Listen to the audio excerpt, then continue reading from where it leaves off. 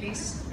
At any point, you can raise your hand or just speak out, and you can ask a question. So neurofrequency is just like radio frequency, but it doesn't have the trauma that is involved in radio frequency. We need the pointer for the slides. Yeah, but that's recording.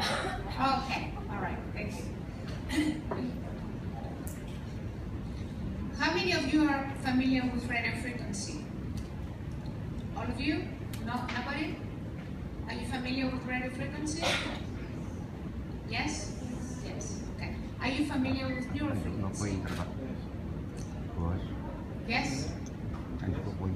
Yeah. So neurofrequency, it basically gives signals, the signals of the neurons or the signals of the cells, and because as we're aging or when we are ill, these signals deteriorate. Then what neurofrequency does, it passes signals through.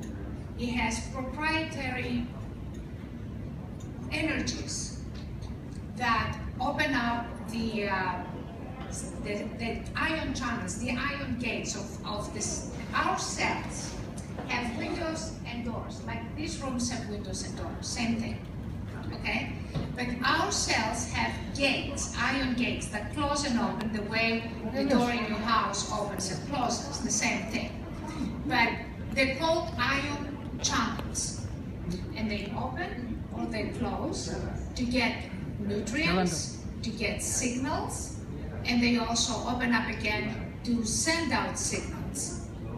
Okay?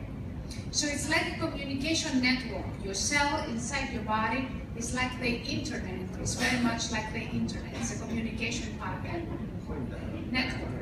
Now, it's a necessary communication network because say if we were all shut in this room, right? And there were no doors or windows and there was no input of food or water, what would happen to us? We would not survive.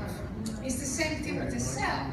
It has to have these ion gates that we call, that they can get the nourishment, they can get signals, they can adjust their own signals, they can communicate in order to survive.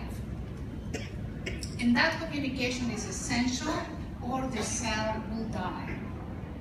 So what neurofrequency does, it revives these signals.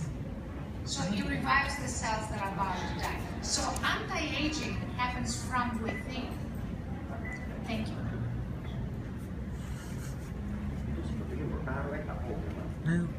Okay, so how do we